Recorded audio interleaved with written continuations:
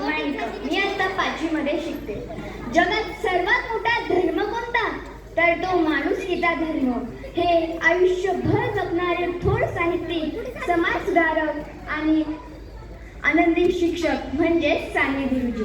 सन्माननीय व्यासपीठ, मंचावर उपस्थित प्रमुख पाहुणे, आदरणीय शिक्षकवृंद तसेच विद्यार्थी मित्रांनो, मी अद्विका तुमच्या समोर एक साने गुरुजींची बोधकथा सांगत आहे. सगळी फुले आपल्याला मिळावी म्हणून श्यामने एक दिवस झाडावरची सगळी फुले आणि कळ्या तोडून आणली.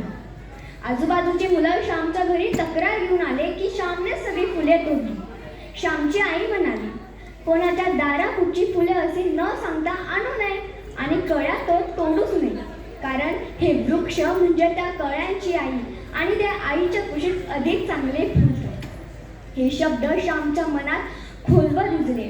पुढे जाऊन जेव्हा श्यामचे साने गुरुजी झाले तेव्हा त्यांनी अशा असंख्य कळ्यांना आईच्या मायेने शिकवले.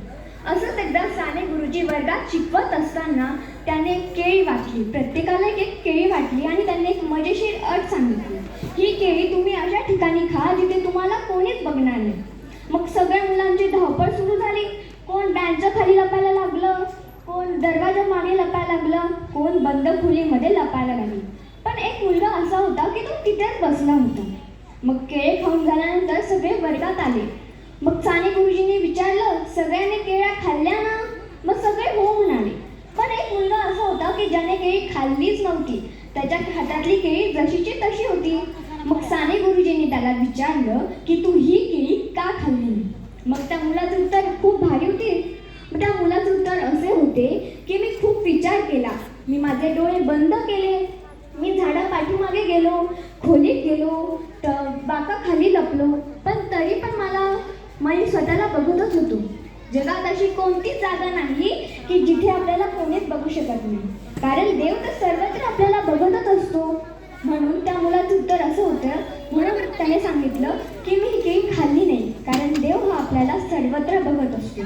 मग गुरुजींनी त्या बाकीच्या मुलांना, इतर मुलांना सांगितलं की बघा मुलांनो, अशी कोणतीच गोष्ट नाही की जिथे आपल्याला कोणी बघू शकत नाही, कारण देव सर्वत्र असतो.